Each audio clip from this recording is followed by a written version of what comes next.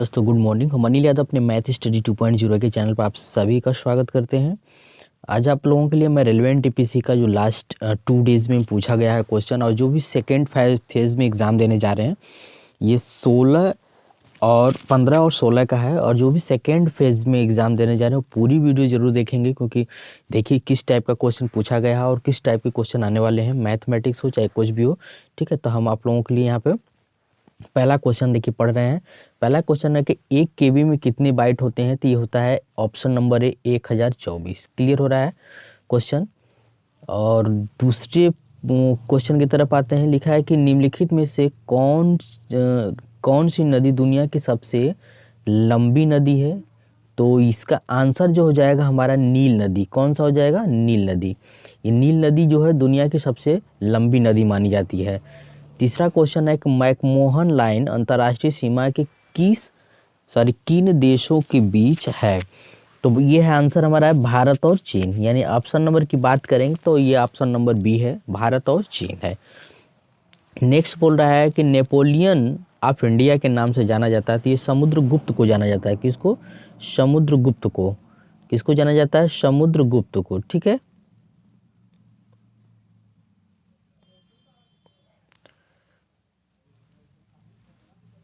Next अब देखते हैं अगला। सिंधु घाटी सभ्यता का बंदरगाह कौन सा था। तो ये हमारा आंसर हो जाएगा मोहनजोदड़ो। कौन सा? मोहनजोदड़ो। ठीक है, ये पांचवा क्वेश्चन है, ये मोहनजोदड़ो। ठीक है, नेक्स्ट क्वेश्चन की तरफ आते हैं। गौतम बुद्ध ने प्रथम उपदेश दिया था तो कहाँ पे दिया था? तो आंसर हो जाएगा सारनाथ में। कहाँ पे दिए थे? सारनाथ में। ठीक। और अच्छा लगे तो आप लोग लाइक कमेंट शेयर करना बिल्कुल ना भूलिएगा।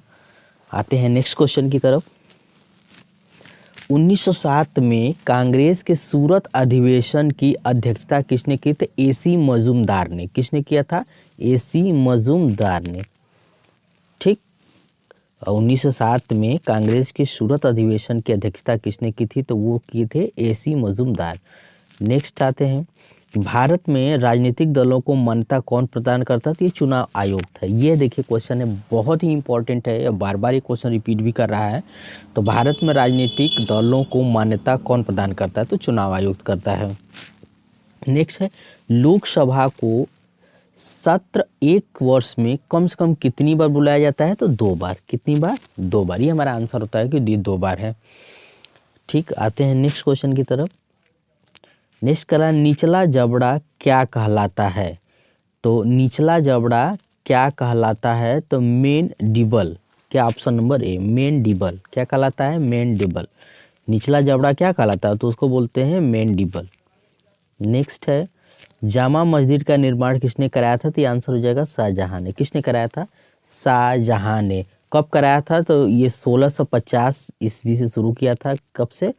1650 ईस्वी से शुरू किया था और ये 1656 ईस्वी में बनकर ये तैयार हुई थी। ये हमारा क्वेश्चन है। 1650 में इसने शुरू किया था और कब तैयार किया? 1656 में। ठीक। ये हमारा पास क्वेश्चन है। नेक्स्ट करते हैं नेक्स्ट क्वेश्चन की तरफ। चींटी में कौन सा अम्ल पाया जाता है? तो यह चींटी में फार्मिक अम्ल पाया जाता है। कौन सा अम्ल पाया जाता है? फार्मिक अम्ल। ठीक है। नेक्स्ट अगला क्वेश्चन का, भारत की सबसे लंबी सड़क सुरंग का नाम बताइए। तो यह है अटल सुरंग। अटल सुरंग कौन सी है? अटल सुरंग। ये कितने किलोमीटर की दूरी है? तो ये 9.2। कितना है? 9.02 किलोमीटर ये है हमारे पास। ठीक है। आते हैं नेक्स्ट क्वेश्चन की तरफ चलते हैं। 8वीं अनुसूची में कुल कितनी भाषाएं हैं? तो हमारे पास 22। 8वीं अनुसूची में कितनी भाषाएं हैं? तो यह है आपका 22 यानी 22। और कौन कौन है? तो हो जाएगा आपका महाराष्ट्र, मराठी हो जाएगा, तमिल हो जाएगा, कन्नड़ हो जाएगा और भी सारी एक्सेट्रा है। तो आप उसको देख सकते हैं सर्च करके। यूनिसेफ का मुख्यालय कहाँ स्थित है? ये आपका USA। कहाँ पे स्थित है? USA। ठीक है। अब इसकी स्थापना 11 दिसंबर, अगर स्थापना की अगर हम बात करें, ठीक है, स्थापना ठीक से मार्कर नहीं चल रहा है, तो यह स्थापना की बात करेंगे तो 11 दिसंबर, ठीक है, 11 दिसंबर, और कब हुआ था ये आपका 1946 में, 1946 में, 11 दिसंबर 1946 में। अगर कह दिया जाए कि हेड क्वार्टर की बात करते हैं, तो हेड क्वार्टर की अगर हम बात करते हैं तो सॉरी हेड क्वार्टर नहीं, इसके हेड कौन है, तो हेनरिक, यहाँ पे है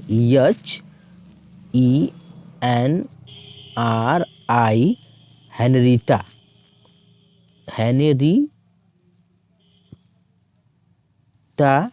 हेनरीटा, और यच फोर्स, ठीक है, यच फोर्स, ये हैं आपके, ठीक है, ये आपके कौन है, ये हेड है, मतलब उसके यूनिसेफ के हेड है। स्थापना 11 दिसंबर 1946 को हुई थी, ठीक, और इसके हेड जो है मेन सीएजी से बोला जाता था हेनरीटा एच फोर्स है। आई होप आप लोगों को अच्छे से क्लियर हो रहा होगा। नेक्स्ट चलते हैं, हेमिस राष्ट्रीय उद्यान कहाँ स्थित है, तो ये आपका कहाँ पे है, लद्दाख में है। कहाँ पे उपस्थित है, तो आप कहेंगे लद्दाख में। और ये कब बना था, तो ये बना 1981 में। कब बना था, 1981 में, ठीक है। इसकी स्थापना या कह सकते हैं आप कि हेमिस राष्ट्रीय उद्यान की स्थापना कब हुई थी, तो 1981 में। कहाँ पे हुई थी, तो ये आपका आंसर हो जाएगा लद्दाख में, ठीक है। नेक्स्ट क्वेश्चन की तरफ चलते हैं कि स्वच्छता सर्वेक्षण 2020 में शीर्ष शहर कौन है, तो यह है इंदौर। कौन है, इंदौर।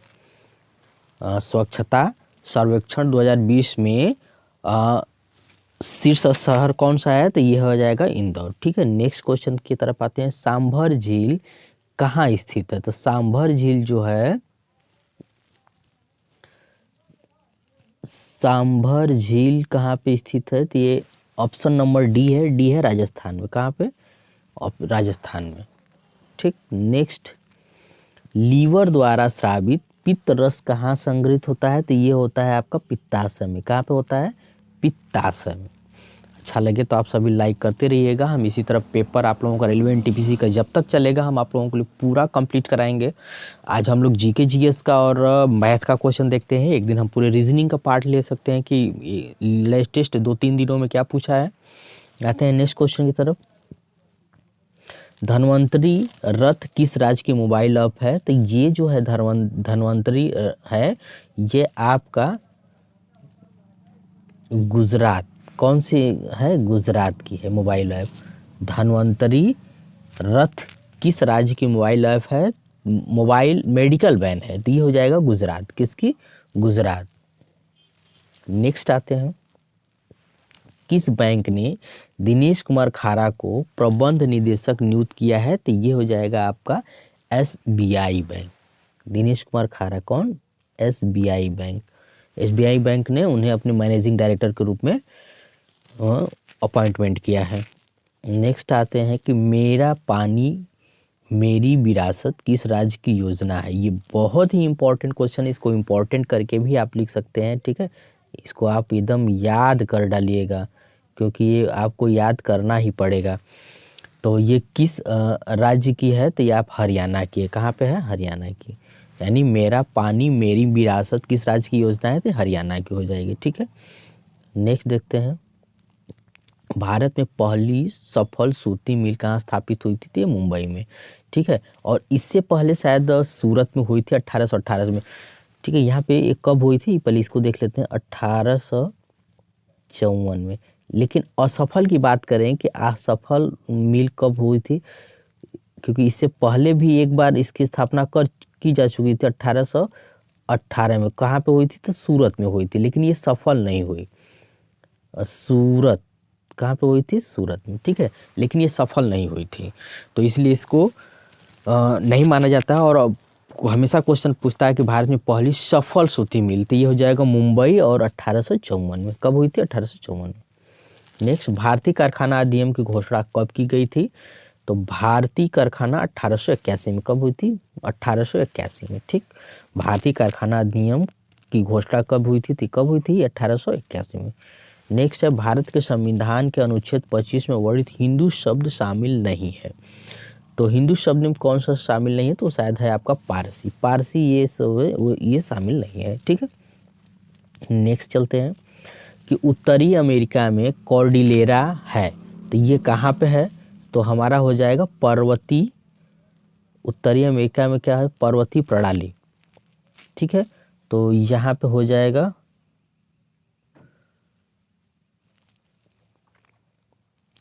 लिखा है कि उत्तरी अमेरिका में कॉर्डिलेरा है, तो आंसर हमारा हो जाएगा पर्वतीय प्रणाली। कौन सा हो जाएगा? पर्वतीय प्रणाली। नेक्स्ट आते हैं, नॉर्वे का तट किसका एक उदाहरण है?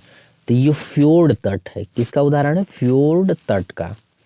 ठीक, आज आते हैं नेक्स्ट, भारतीय अर्थव्यवस्था में उदारीकरण का पृथक अन्वेषक किसे कहा जाता है? तो ये मनमोहन सिंह को। किसको कहा जाता है? मनमोहन सिंह को। ये बहुत ही इंपॉर्टेंट क्वेश्चन, ये बहुत बार रिपीट कर चुका है, तो बिल्कुल आप ये इनको बोला जाता है किसको? मनमोहन सिंह को। ठीक है, नेक्स्ट आते हैं, अनुनाद एक विशेष स्थिति है, तो प्रणोदित कंपन। प्रणोदित कंपन, अनुनाद क्या है? प्रणोदित कंपन है।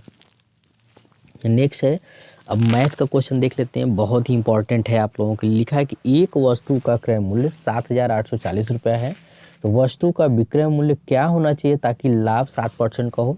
तो हम लिखेंगे ऐसे 7,840, ठीक है, इंटू 7% का लाभ का मतलब होता है कि इसको 7% आप ले लीजिए। ठीक है, ये एक जीरो से जीरो कट जाएगा, 7 चौक 28 हो जाएगा।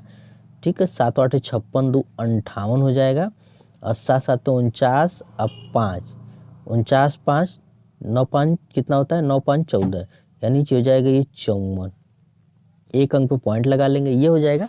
अब इसको ऐड कर देंगे तो वही हो जाएगा। लिखेंगे 7 8, सॉरी यहाँ पे 7 8 4 0 में हमको कितना ऐड करना है? 548।